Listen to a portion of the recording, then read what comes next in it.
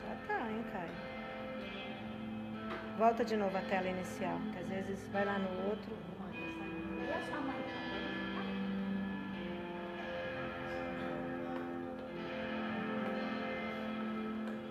Posso passar? Eu acabei de passar o... Eu vim aqui, ó.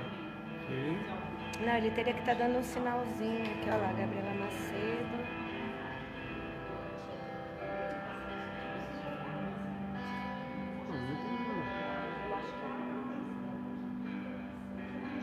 Por que não tá indo? Aqui, ótimo.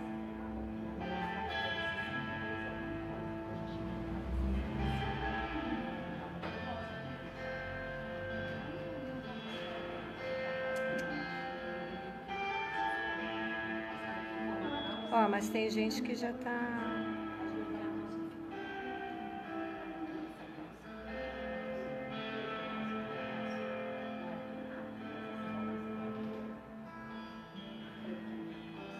Tem que ver se...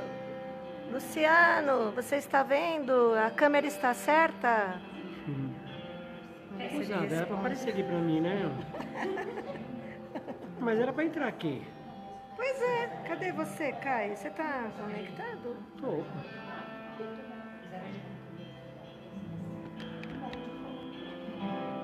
Acho que tá certo. Caramba, Cris, por quê? Conversa aí no grupo da igreja. Fala assim, o pessoal tá... Deixa eu mandar no particular do Luciano, peraí.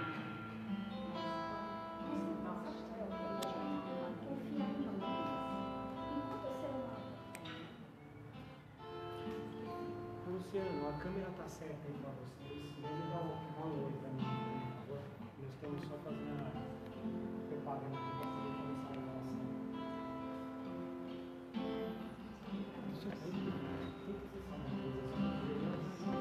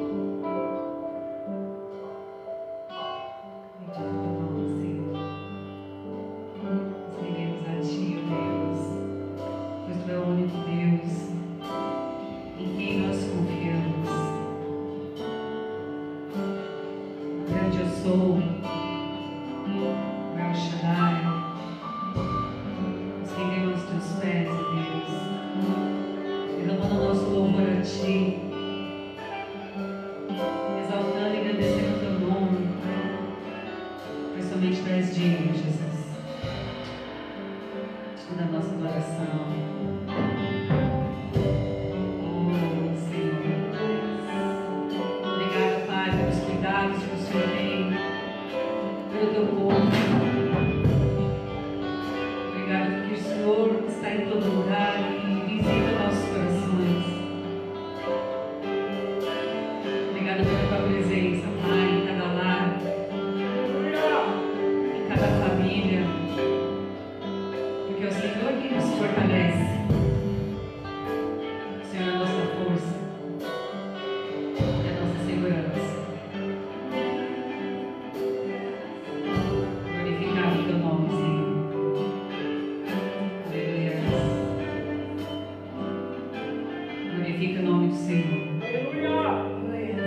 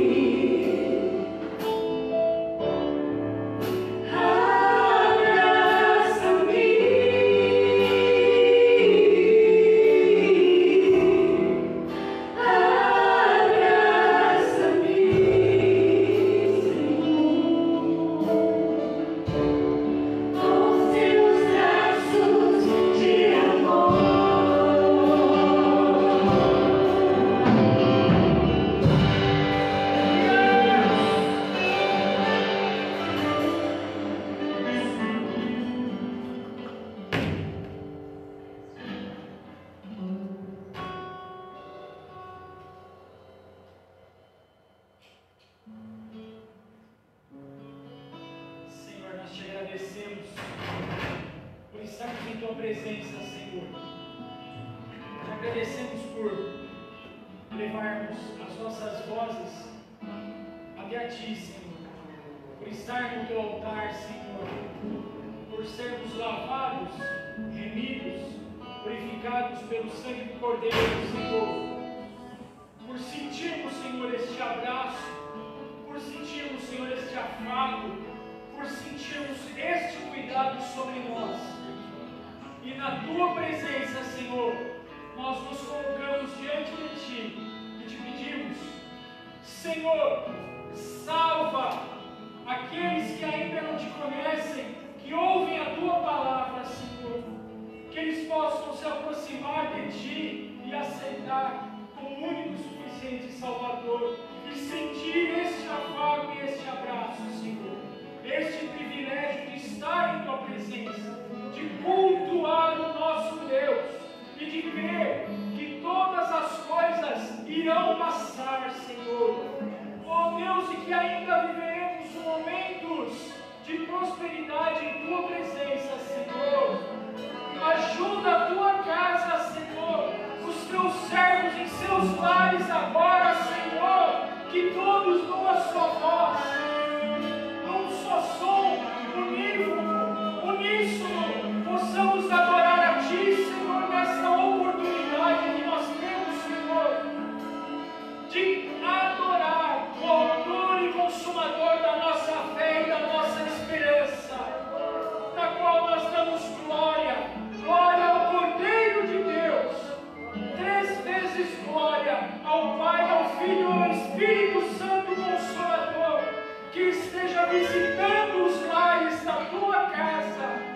Senhor, visita cada lar, cada servo Teu que agora inclina a sua fronte perante o Eterno, perante o Todo-Poderoso, para simplesmente adorar diante de uma situação em que humanamente nós não vemos saída, mas diante do Deus Altíssimo, Tu has de preparar a saída, Senhor. Oh Deus, derrama, Senhor, do Teu poder sobre nós, derrama da Tua unção, derrama do Teu Santo Espírito sobre cada lar, Senhor, sobre os umbrais da casa dos Teus filhos, esteja o sangue do Cordeiro, Senhor, para que o inimigo não toque nos Teus filhos, Pai. Ajuda-nos, Senhor,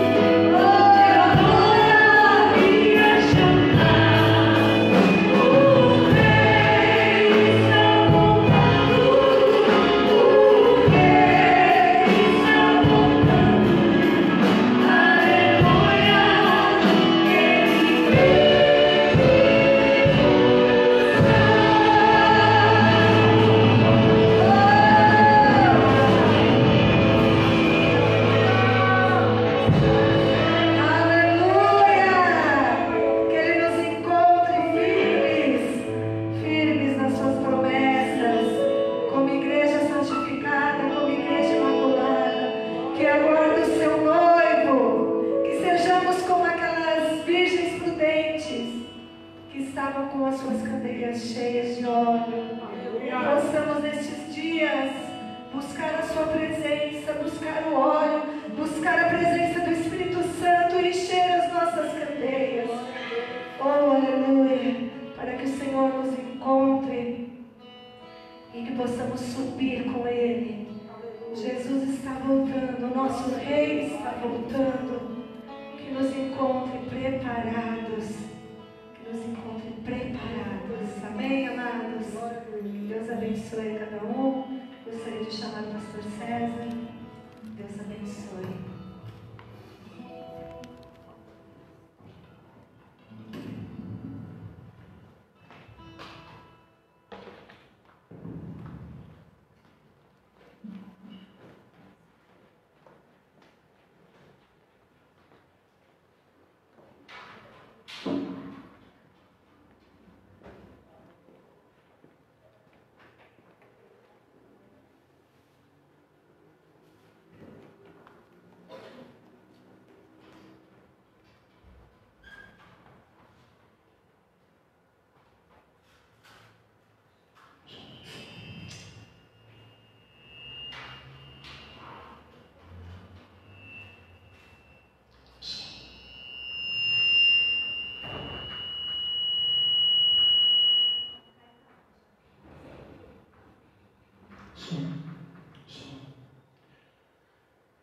Amém. Amém, irmãos. Graças e paz a todos que estão presentes aqui, né?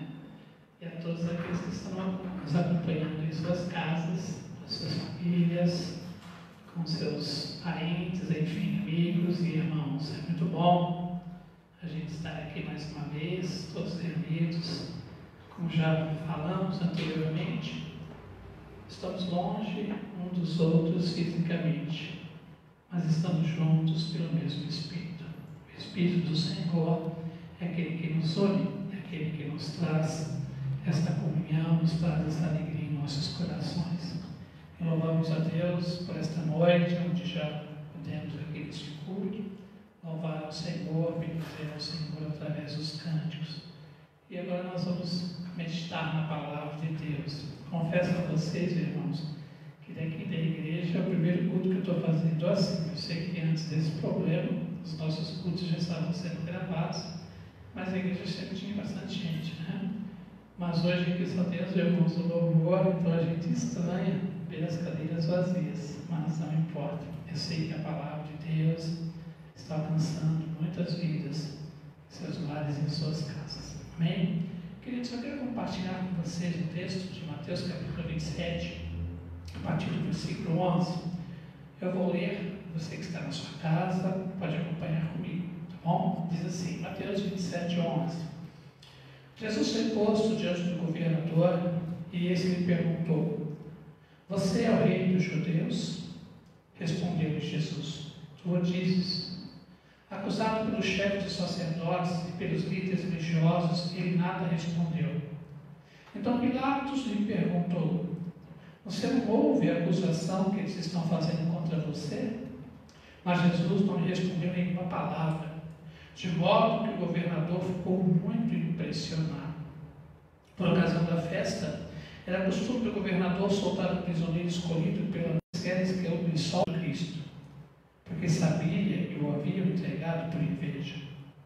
Estando Pilatos sentado no tribunal, sua mulher lhe enviou esta mensagem: não se põe mais inocente, porque hoje em sonho sofri muito por causa dele. Mas os chefes dos sacerdotes e os líderes religiosos convenceram a multidão a que pedisse Barrabás e mandasse executar Jesus. Então perguntou o governador: qual dos dois vocês querem que eu lhe solte? Responderam eles: Barrabás. Perguntou Pilatos: que farei então com Jesus, chamado Cristo? Todos responderam: crucificam. Por quê? Que crime ele cometeu? Perguntou Pilatos. Mas eles estavam ainda mais: crucificam. Quando Pilatos percebeu que não estava tendo nenhum resultado, mas ao contrário estava se iniciando um tumulto, mandou trazer água. Lavou as mãos diante da multidão e disse: estou inocente do sangue deste homem, a responsabilidade de vocês. Todo o povo respondeu: que o sangue dele caia sobre nós e sobre os nossos filhos. Então Pilatos soltou-lhes Barrabás, mandou açoitar Jesus e o entregou para ser crucificado. Amém? Vamos orar, queridos. Onde você está? Feche seus olhos e vamos orar nesse momento. Senhor Deus, graças nós te damos por este momento tão precioso, o momento de comunhão da igreja. Embora, Senhor, muitos dos nossos irmãos não estão presentes aqui neste local, mas onde eles estiverem, suas casas, suas famílias, nossos amados, nossos queridos, que o Senhor esteja visitando a cada um. Que o Senhor esteja a cada dia, Senhor, fazendo aquilo que lhe apraz na vida de cada um dos nossos amados. Queremos te agradecer por este momento, que ainda podemos, Senhor, mesmo com tantas coisas que estão acontecendo no Brasil, no mundo, podemos cultuar, podemos nos unir, podemos nos reunir para louvar e bendizer o teu nome. E nesse momento, ó Deus, peço a ti que o Senhor nos capacite a ministrar a tua palavra. Senhor, eu sou apenas o teu servo. Que nada saia, Senhor, da minha sabedoria ou do meu entendimento, mas que teu Espírito Santo possa conduzir essas palavras aos corações de cada um de nós aqui nesta noite. Assim nós oramos e assim cremos. Em nome de Jesus. Amém.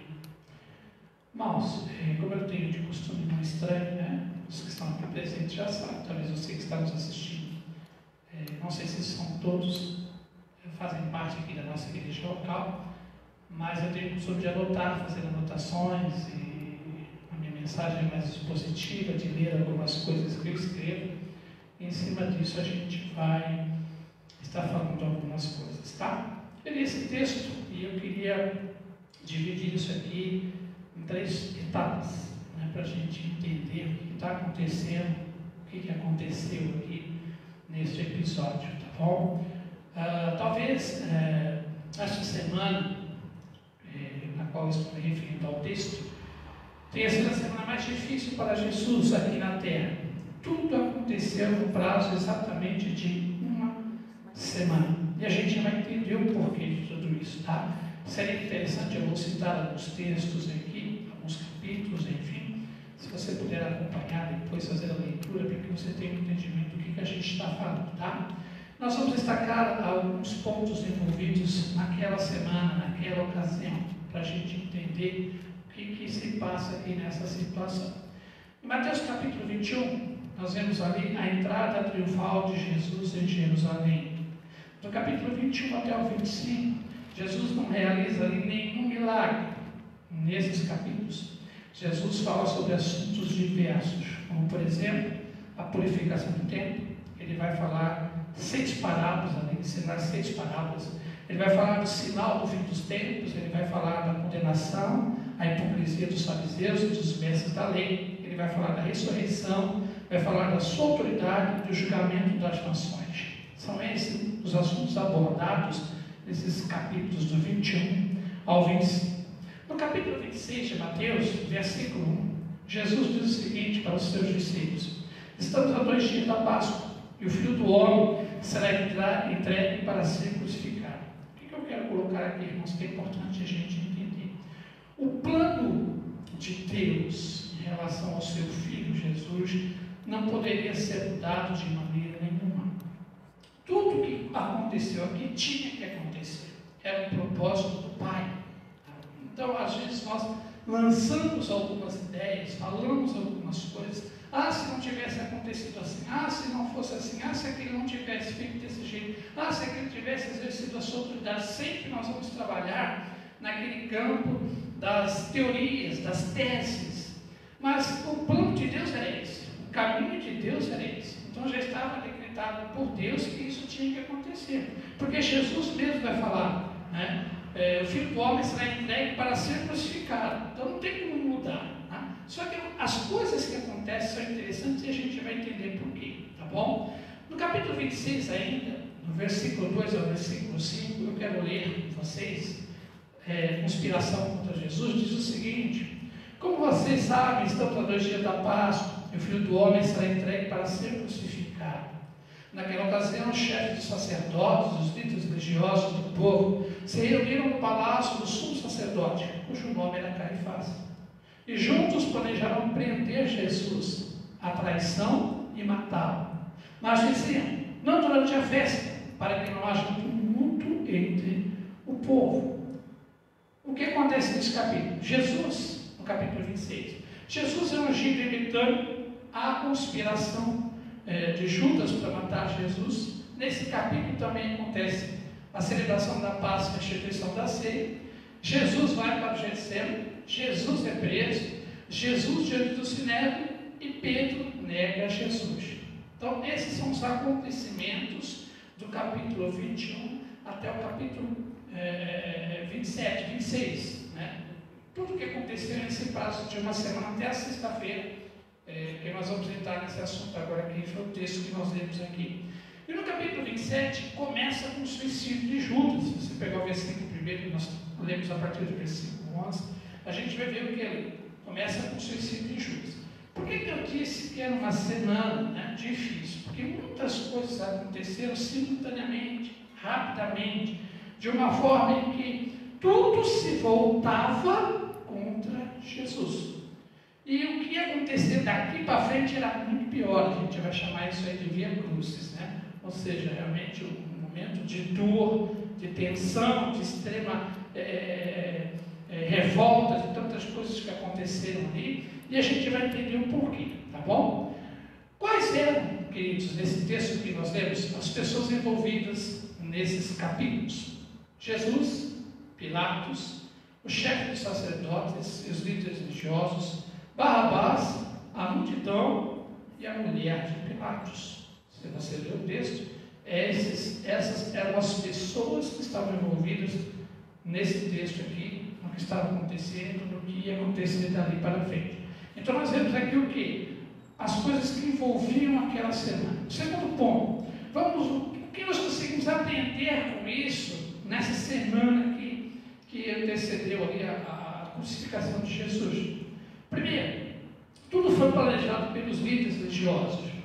Mateus 26 declara, por isso que eu li, que eles estavam na sala do sumo sacerdote para prender e matar Jesus, mas não podia ser na festa. Eu quero fazer uma observação interessante aqui, tá? Para a gente entender. Qual era a função do sumo sacerdote?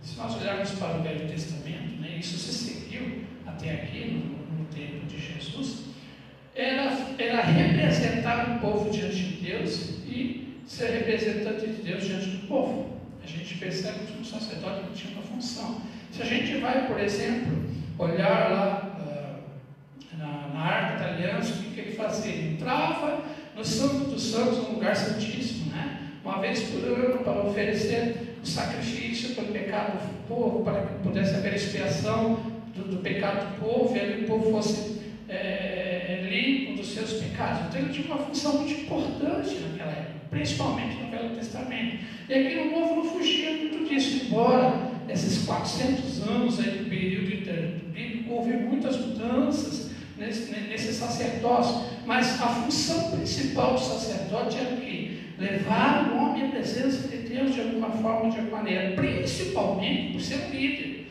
principalmente por ser alguém que deveria ser ali aquele que fosse um exemplo para ser seguido. E a gente percebe claramente aqui no texto que está acontecendo tudo o contrário, né? Por quê? Porque eles estão sendo participantes de um motim contra Jesus. Eles estão aprovando, apoiando alguma coisa contra Jesus. Então a gente percebe que está havendo o quê? Um choque, né? As coisas estão acontecendo de uma forma completamente errada. Não poderia ter acontecido isso. Mas algumas coisas que a gente vai perceber adiante, eu fiz essa observação para vocês entenderem mais para frente o porquê isso aconteceu, tá bom? Tudo aconteceu na celebração da festa da Páscoa. Quais eram, por exemplo, os crimes que Jesus era acusado, na opinião deles, dos líderes religiosos? Ele se chamava por Filho de Deus e Rei dos Judeus. Então, para isso para os judeus, para os líderes, era uma blasfêmia muito grande. Era muito complicado um judeu falar que era filho de Deus, né, no sentido literal, e falar que era rei dos judeus. Por quê? Porque havia uma promessa de que um rei viria, mas não nessas condições, não dessa forma, não desse jeito. Eles estavam esperando ali um libertador, alguém que pudesse se levantar contra o Império Romano, um poder político,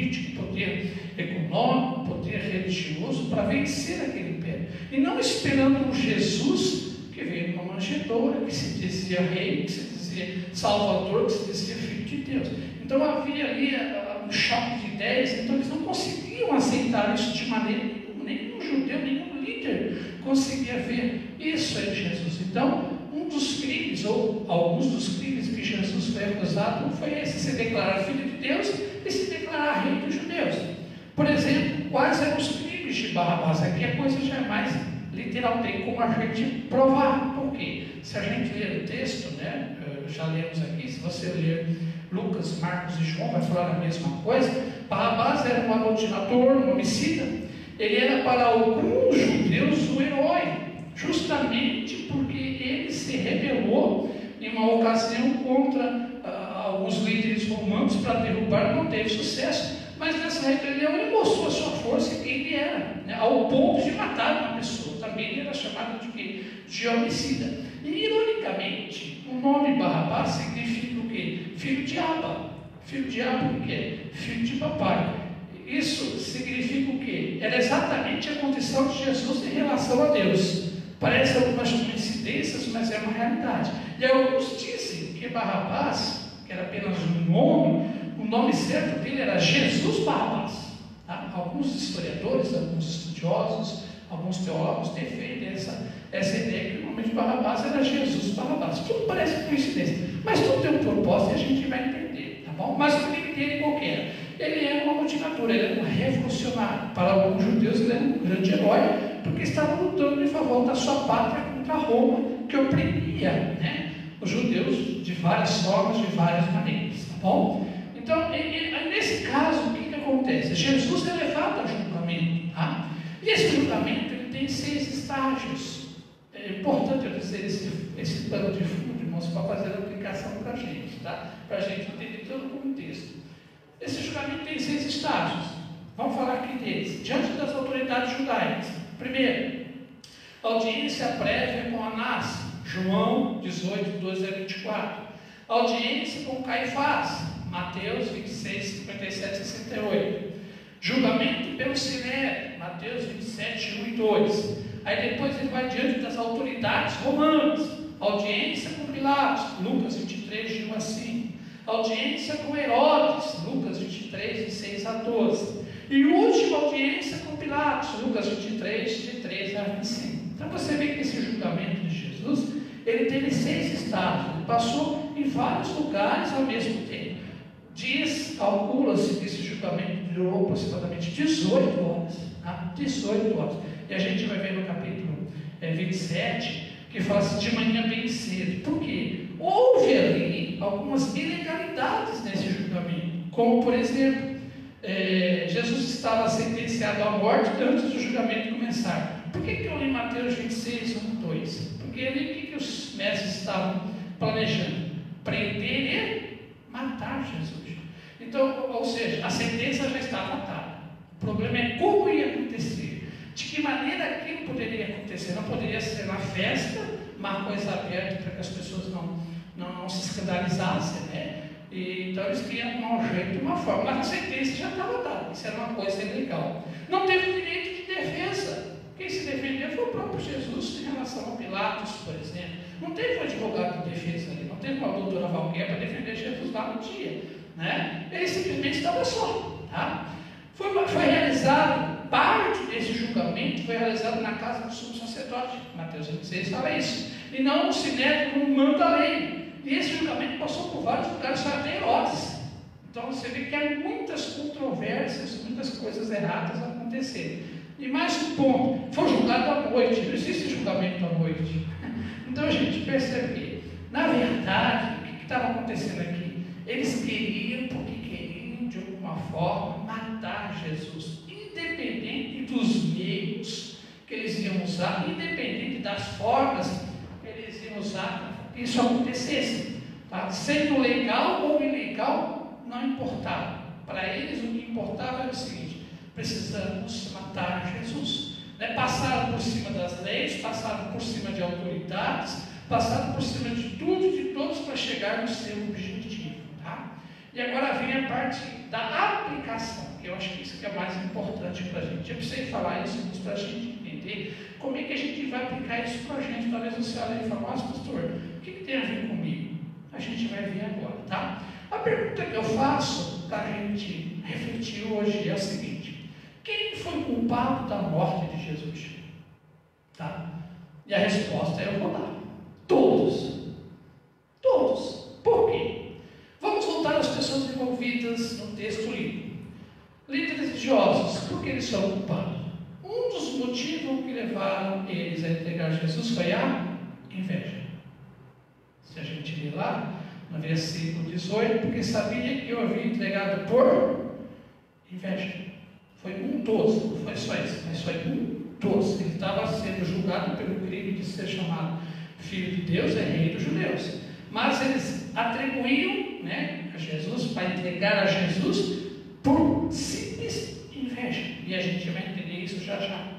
Outro personagem, Pilatos, porque ele tinha autoridade e poder nas mãos para impedir a crucificação de Jesus. A gente lê isso lá em João capítulo 19, versículo 10. Mas preferiu não correr riscos, sendo assim deu ouvido à multidão. Então Pilatos também foi culpado. Ele chega ao ponto de derramar água nas suas mãos, aquele gesto, né, de lavar as mãos, dizendo que ele não tinha culpa na morte daquele inocente. Mas ele foi culpado, porque ele tinha a autoridade como governador da Judéia, como autoridade ali constituída de impedir que aquilo acontecesse. Mas a influência da multidão foi maior e ele deu ouvido à multidão.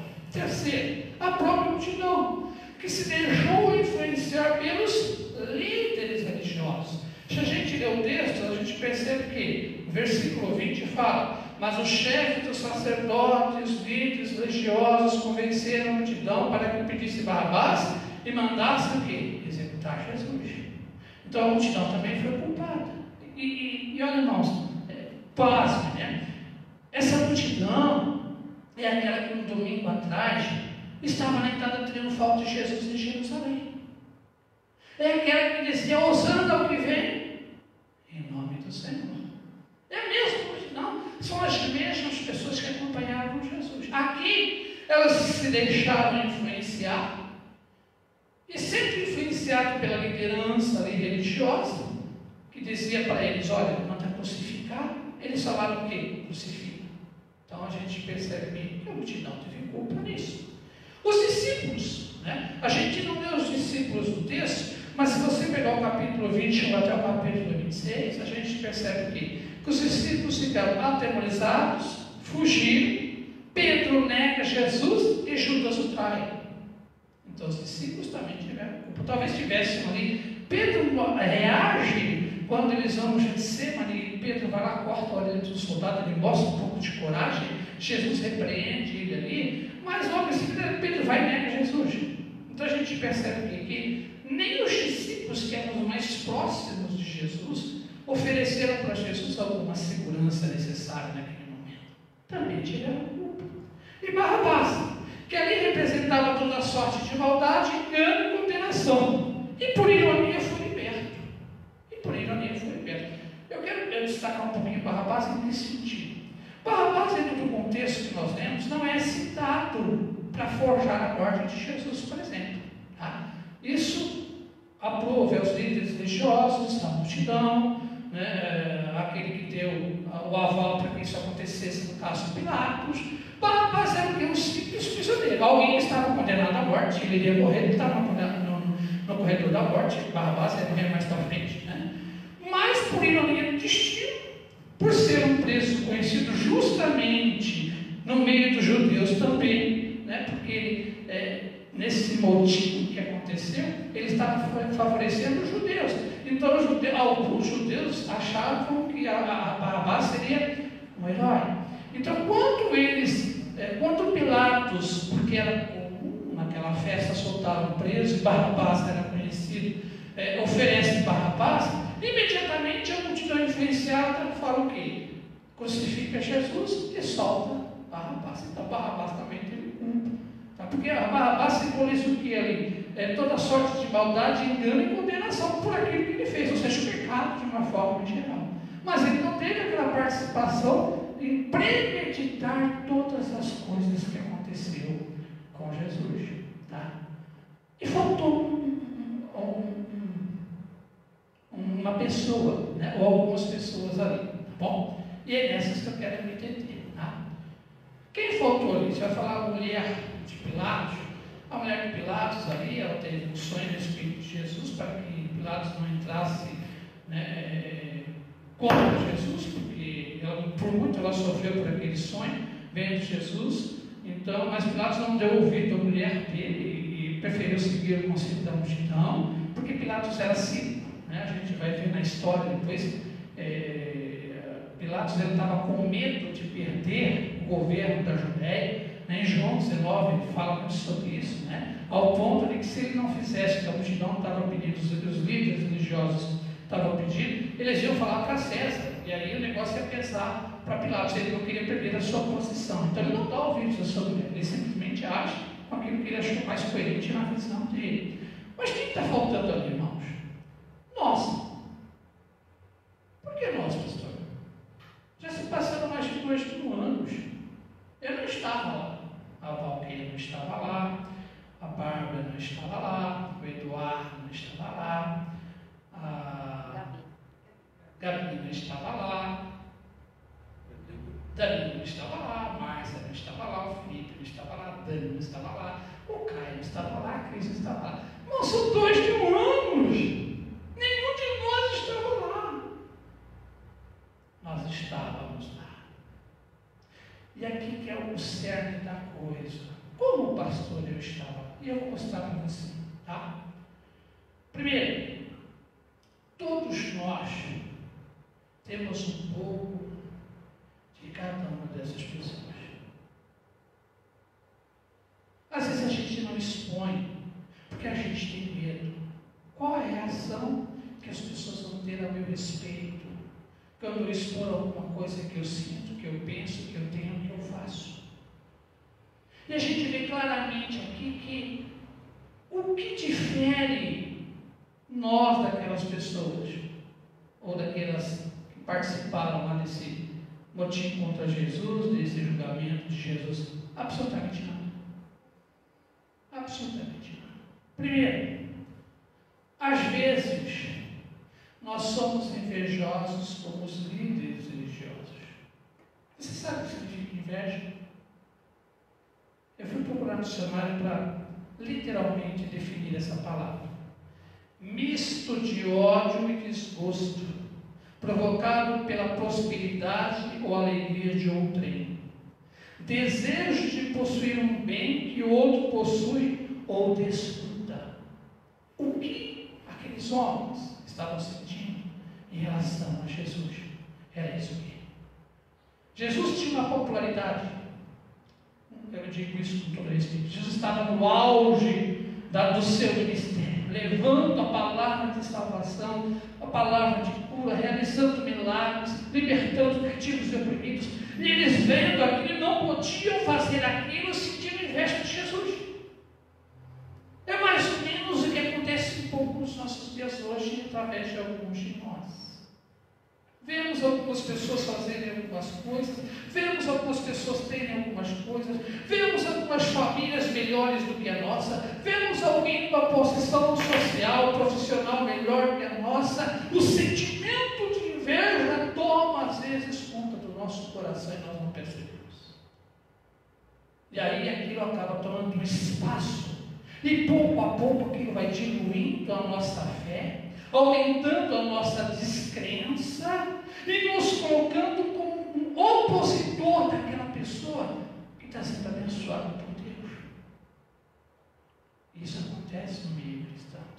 Se nós olharmos a liderança cristã hoje, não estou generalizando, mas eu falo liderança cristã no todo, nós conseguimos perceber que isso existe no meio cristão claramente. Um quer ser mais do que o outro, um quer falar mais do que o outro, um quer ter um poder maior do que o outro.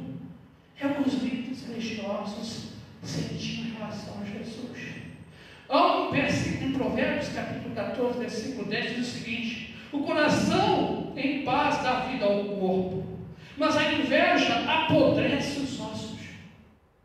A inveja deteriora a pessoa internamente, ela vai se deteriorando pouco a pouco, ela vai se acabando, ela vai minando, ela vai se autodestruindo por não conseguir alguma coisa que alguém tem, por não compartilhar a alegria que alguém tem, porque ela não alcançou o mesmo sentimento que tinha naqueles líderes, às vezes aí nós também.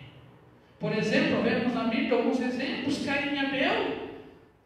Caim sentiu inveja porque Abel ofereceu um sacrifício, a oferta ao Senhor. O Senhor recebe a oferta de Abel, nega a oferta de Caim. Caim se levanta, vai e mata Abel. A gente vê, por exemplo, José e seus irmãos. O pai José amava mais ele do que os seus irmãos. Os seus irmãos invejaram José por isso, entregaram José para ser escravo. Enfim, a história, no final de tudo, mostra que José se tornou um grande líder, um grande homem, mas por inveja foi entregue. Queridos, talvez a gente não perceba isso, mas as coisas elas acontecem de uma forma muito sutil. Até os 30 anos, Jesus não era conhecido. Talvez era um simples carpinteiro da região da Judéia que trabalhava com seu pai José. Mas quando ele sai para o ministério, quando ele é batizado por João, quando ele começa a exercer seu ministério, começa a despontar, né? Não com orgulho ou vaidade, jamais, mas porque ele queria mostrar que havia uma esperança, havia algo diferente que alguém poderia oferecer, e esse alguém era ele. As pessoas o invejaram. Vamos tomar cuidado para que o sentimento de inveja não esteja nos nossos corações. E quando percebemos isso, talvez seja tarde demais. Segundo, às vezes somos como Pilatos. Não queremos perder nossa posição, não queremos correr riscos, preferimos omitir do que fazer o que é certo, mesmo que isso nos custe alguma coisa. Mas acontece com muita gente. E olha, se tratando de princípio de reino, isso é muito complicado, porque as coisas do reino de Deus, elas, não sei se essa palavra está correta, né? Parece que são inversas. Para ser primeiro, você tem que ser último. Para ganhar, você tem que perder. Quem está disposto a isso? Dentro do contexto que nós vivemos, na sociedade que vivemos, no mundo em que vivemos, que o mais forte que vence, quando você vem com essa ideia, não dá. Eu não aceito.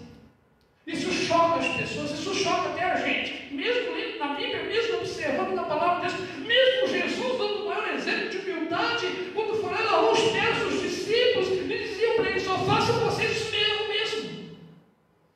Mas irmãos, nós estamos dispostos a perder a nossa posição, não queremos correr riscos, não queremos colocar a nossa cara para bater, porque podemos perder alguma coisa de grande valor. Pilatos tinha esse sentimento: eu não vou perder o meu reinado, já estou longe de Roma, porque Judéia era uma província que ficava muito longe de Roma. E para vocês terem uma ideia, havia um exército pequeno, mas um exército que ficava com ele lá, porque a distância era muito grande, porque se houvesse uma rebelião, o exército pudesse combater. Então Pilatos ali, ele se respondeu, falou: eu vou correr risco, eu vou poupar a vida desse homem, aí vou me, desculpa o termo, né? Como diz lá em João, eles vão falar para César o que eu fiz, eu vou perder o meu cargo. E às vezes a gente é igual. Às vezes a gente não percebe que faz esse tipo de coisa. Quando cai a ficha, fala: por que eu fiz? Por que eu tive essa atitude? Eu poderia abrir mão, eu poderia deixar, porque é uma causa maior, há um bem maior, há algo mais que eu posso fazer. E não fiz porque eu queria me satisfazer. Eu não queria perder a minha posição. Eu não queria deixar de ser o rei ali da Judéia, o governador, melhor dizendo, da Judéia. Eu não podia fazer isso. Pilatos não quis correr riscos. E isso às vezes acontece com a gente. Irmãos, se tratando de reino de Deus, você sempre vai ter que abrir mão de algumas coisas. Você sempre vai ter que correr riscos, porque isso faz parte do reino de Deus. Se não fosse, nós não estamos no lugar certo. Nós não somos convertidos ao destino. Terceiro, às vezes somos como uma multidão, nos deixamos influenciar. Irmãos, sem sombra de dúvida, o que mais está acontecendo hoje é o poder da influência. De todas as formas, de todas as maneiras, de todos os jeitos possíveis, a influência, ela tem destruído muitas coisas. Eu falo muitas coisas em todos os sentidos: família, igreja, pessoas, profissionais liberais, por aí afora, porque se deixa influenciar. É muito complicado para a gente, porque a gente começa a ver que nós, como cristãos, já diz isso muitas vezes aqui na igreja e repito, não é que nós somos perfeitos, melhores que ninguém, jamais, mas nós temos que ser diferentes. E uma das diferenças está nisso aqui: não deixar-se influenciar por coisas que podem nos afastar do cristianismo, nos afastar de Jesus, com ideias, com coisas, com mentes mirabolantes que acham que se pode fazer tudo, deve fazer tudo, que não tem problema algum, espera. Não é por aí. O apóstolo Paulo nos faz um convite, em Romanos capítulo 2, versículo 2, 12, versículo 2, onde ele diz: renovai a vossa mente, para que você possa saber qual é a boa, agradável e perfeita vontade de Deus para a vossa vida, sempre renovando a mente no Senhor. Por isso que Paulo também vai falar lá de Coríntios capítulo 11, que nós temos que ter a mente de quem? Do César, da Valquéria, do Eduardo, da Bárbara, da Márcia. Não, tenhamos a mente de Cristo. A mente de Cristo. Porque aí nós vamos entender que toda influência negativa, porque há influência positiva, essa eu creio que é bom para nós, na área profissional, na área familiar, na área sentimental, na área financeira, há também as coisas positivas. Quando essas vêm para somar, vamos abraçar, vamos ver aquilo que é bom, vamos saber discernir aquilo que nos faz bem daquilo que nos faz mal. Você tem que decidir isso. Não é as pessoas que decidem por você, não é aqueles que querem influenciar você, não é aqueles que querem levantar mais uma ideia para fazer parte do grupo deles. Por isso que Jesus é autêntico. Jesus é autêntico por isso. E a gente tem que ser assim. Não se deixar influenciar por tudo aquilo que vemos, por tudo aquilo que ouvimos, por tudo aquilo que presenciamos, porque isso pode fazer mal para nós. Quarto, às vezes somos como os discípulos, atemorizados, fugimos, negamos ou traímos a confiança de Jesus. Foi exatamente o que os discípulos fizeram. Alguns o que fizeram? Fugiram. No caso de Pedro, negou. No caso de Judas, traiu. E Jesus vai falar uma coisa interessante sobre o verdadeiro discípulo. O que ele fala sobre o verdadeiro discípulo? Todo aquele que quer ser meu discípulo, primeiramente, negue-se a si mesmo, tome a sua cruz dele. Foi o que os discípulos fizeram aqui. É o que nós estamos fazendo hoje, irmãos. Ou será que diante de uma circunstância que a gente vive, a gente foge, a gente nega, a gente trai? Vivemos num país democrático. Toda liberdade para a evangelização. Pregamos onde queremos, falando quando queremos, ninguém nos impede. Mas você imagina uma situação onde há um impedimento, onde há barreiras, onde há uma pena, onde há uma cadeia ou coisa do tipo. Não é aqui o nosso caso. Mas onde muitas vezes a nossa fé tem que ser provada. Às vezes a nossa fé é provada na nossa casa e nós negamos. Às vezes a nossa fé é provada no nosso trabalho e nós negamos. Às vezes a nossa fé é provada diante de amigos e nós fugimos. Coisas banais, pequenas, ridículas, para nós que dizemos que somos discípulos de Jesus. Fazemos parte daqueles que crucificaram Jesus, daqueles que apoiaram matá-lo. E não percebemos, mas estávamos lá como discípulos. Amados, Jesus não impõe que ninguém nos siga. Se nós tomamos a decisão, a responsabilidade é nossa, mas ele fala, a gente tem que ser. Negue-se a si mesmo e segue. Você não vai deixar a sua família, a sua casa, os seus bens, não é essa questão. Você vai saber conduzir isso com entendimento e sabedoria, de forma que, em primeiro lugar, na sua vida, é Jesus. A diferença está aí. Você é conduzido por Ele e vive para Ele. Aí você se torna discípulo dele. Essas coisas não tomam espaço no teu coração, por mais que você tenha. Último, às vezes somos como Barrabás. Fazemos o que queremos, fazemos as coisas do nosso jeito, achando que aquilo é certo. Barrabás, eu vou fazer um motim aqui, levantar um motim, vou pegar alguns seguidores comigo, eu vou me levantar contra determinada pessoa ou pessoas, e aí vou, fazer o que eu quero fazer, o que eu acho que deve ser feito. Talvez vão me achar um revolucionário, um herói da pátria. Vocês. Só que se deu mal. Primeiro, que o seu motim não deu certo. Ele matou uma pessoa nesse motim. Foi pego. Estava condenado à morte. Estava condenado à morte. Então estava guardando apenas o fim dele. Por isso que Barrabás representa a maldade e o pecado, o engano. A gente percebe que muitas vezes, nossa, esse tipo de coisa acontece com a gente. Queremos fazer as coisas sempre do nosso jeito, achando que é certo. Olha, querido, eu não estou dizendo que você não tem que ter uma opinião.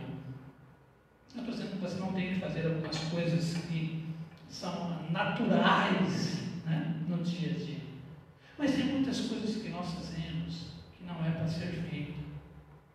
Tomamos decisões precipitadas, damos um passo errado, fazemos o que não deve ser feito, nos deixamos influenciar por quem não se deve. Aí vem a condenação, aí vem o pecado, aí vem o erro, aí vem as consequências. E para reparar isso é difícil, é complicado. Então não precisamos chegar a esse ponto. Não precisamos chegar ao extremo, não precisamos chegar ao fim do pulso, não há necessidade.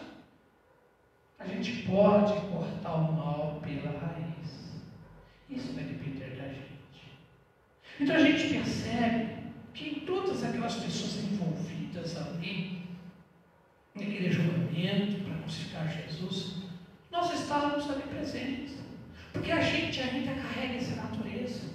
Nos tornamos novas criaturas em Cristo. Sim, eu acredito nisso, você acredita nisso. Mas muitas vezes não percebemos que essas atitudes ainda estão na nossa vida, e elas precisam ser arrancadas, precisam ser tiradas, para que a obra que o Senhor quer e deseja fazer em nós seja completa.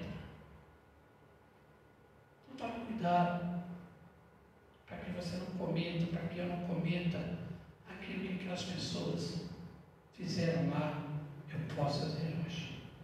E está faltando um personagem.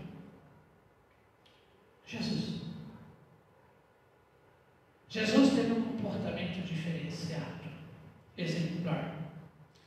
Não era invejoso como eram os líderes religiosos.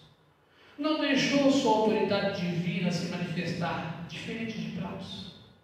Não era divino, mas ele tinha uma autoridade governamental ali, que podia impedir Jesus de ser crucificado. Jesus não impediu a sua crucificação. Ele podia ter feito isso, podia ter dado ordem a uma legião de anjos lá para chegar lá e tirar ele da cruz.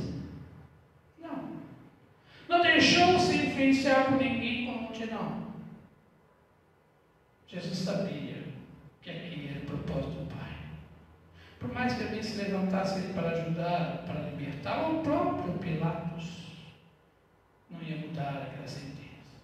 Então, nada ia influenciar aquilo que Jesus estava fazendo. Não fugiu, não negou o seu chamado e nunca traiu ninguém como discípulos. Em nenhum momento a gente vê Jesus tendo esse tipo de ação ou atitude. Pelo contrário, ele veio cumprir as determinações do Pai aqui na terra. Não tinha pecado algum como tinha Barrabás. Ele não tirou a vida de ninguém como Barrabás. mas Ele deu a vida por todos nós. Há uma grande diferença em Jesus em relação àquelas pessoas que estavam aqui. Já havia profetizado, já havia sido profetizado no Antigo Testamento que Jesus passaria por isso. Isaías fala sobre isso. Em momento algum, Jesus mudou o seu jeito de ser, a sua maneira de pensar. E o mais importante, todos os autores dos 4 evangelhos tiveram ali a sua peculiaridade em falar sobre esse texto. Eu gostaria que você lesse na sua casa, sobre os 4 nesse mesmo assunto. Mas eles foram unânimes em dizer uma coisa: as profecias do Velho Testamento se cumpriram quando Jesus veio à Terra para morrer pelos nossos pecados e para nos salvar. Quando João vê Jesus vindo, lá em João capítulo 1, se não me falha a memória, capítulo 2, desculpa, ele vai dizer o seguinte: eis o Cordeiro de Deus que tira o pecado do mundo. Algumas dessas ações, irmãos, têm se tornado pecado na nossa vida. E às vezes a gente não percebe. O que Jesus veio fazer? Ele não veio para te condenar. Ele não condenou aquelas pessoas. Porque as palavras de Jesus na cruz são muito sinceras. E o que Jesus fala? Pai, perdoa eles porque eles não sabem o que fazem. Jesus mostra que eles estão cegos. Então, se Jesus não condenou, quem somos nós para condenar uns aos outros? Mas nós somos abrir os nossos olhos espirituais, os nossos olhos da fé, para que esses sentimentos, essas coisas não tomem conta do nosso coração, porque a gente mesmo se condena e a gente não percebe. Mas Jesus está aqui hoje, não é para condenar você, é para livrar você, é para salvar você, é para curar você, é para libertar você, principalmente, é para amar você, independente do que você fez. Porque Jesus amou todos ali. Todos ali Jesus amou. Poderia se mostrar um sentimento de amor diante de uma situação daquela? Lógico. Lógico. Porque o versículo talvez mais conhecido da Bíblia, João 3,16, está o quê? Porque Deus amou o mundo todo. Nesse mundo todo está eu. Nesse mundo todo está você. Nesse mundo todo está esse cara chamado Pilatos, está esse cara chamado Barrabás, está esses líderes religiosos. Está tudo. Por mais que Jesus condene a hipocrisia deles em Mateus 23, Jesus amava aquelas pessoas e queria abrir os olhos delas para que elas não fossem condenadas em cima da sua religiosidade. Jesus quebra os nossos olhos. Jesus quer confrontar muitas vezes a nossa vida, porque Ele nos ama. Ele não quer tirar a nossa vida.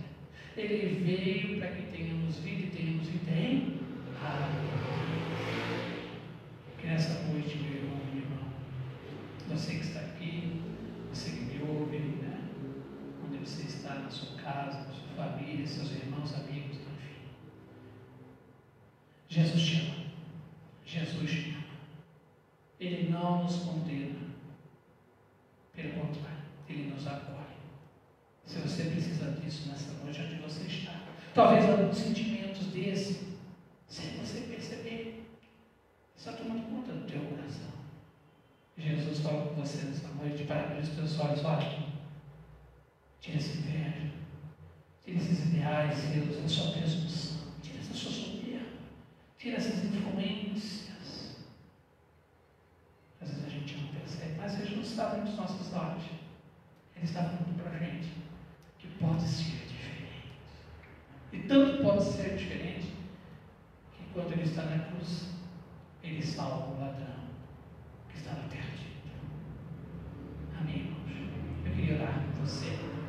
Você que está aí na sua casa, ora comigo se você necessita nesta noite da visitação do Senhor na sua vida, do Espírito do Senhor. Creia que onde você está, Ele pode te alcançar. Ele pode falar com você. Vamos orar. Senhor, a Tua palavra foi ministrada. Foi o Teu Espírito que ministrou os nossos corações. Nós apenas apenas se nós somos, não serve nada mais do que isso. Necessitamos todos os instantes da tua misericórdia e graça para nos mantermos firmes e fortes. Guia os nossos passos e nossos caminhos. Pai, eu quero orar por aqueles que nesta noite nos ouvem, nos assistem. Talvez, Senhor, eles estejam passando por momentos difíceis, situações difíceis, momentos de lutas, dificuldades, Senhor, dentro desses princípios que a Tua Palavra expôs para nós nesta noite. Senhor, visita o nosso lado, visita a nossa alma. Se alguém, Senhor, que nesta noite que tem um encontro contigo de salvação, porque o Senhor nos salvou, e o Senhor veio para salvar o que estava erradinho, o Senhor veio para nos salvar. Que o Senhor vai encontrar nessa vida agora dessa alma, que ela se entregue, e que a Tua obra seja concretizada. Obrigado, Pai. Obrigado pelos meus irmãos que estão aqui, para que estão nas suas casas. Saudade grande, Senhor, Tu sabe. Mas, Senhor, Tu está na vida de cada um. O Teu Espírito está com cada um. O Teu amor está no coração de cada um. Abençoa Tua obra. É a nossa oração. Em nome de Cristo Jesus. Amém. Vamos terminar vocês. Para mim foi um prazer falar isso contigo aqui, conhecendo a palavra de Deus.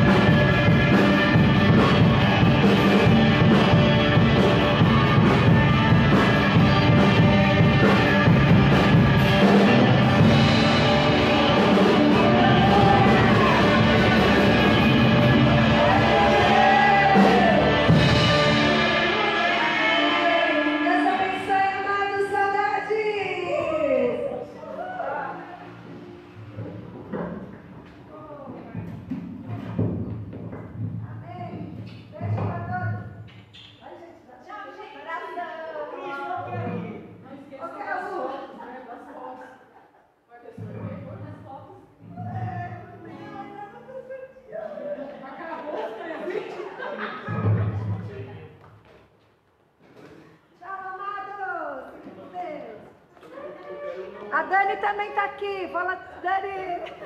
Vem aqui, Dani. Não tem mais presente para sortear. Ah, Ganhou. acabou, gente. Precisa comprar mais. As lojas estão fechadas. Vamos ver se a gente consegue alguma coisa. Beijo para todos.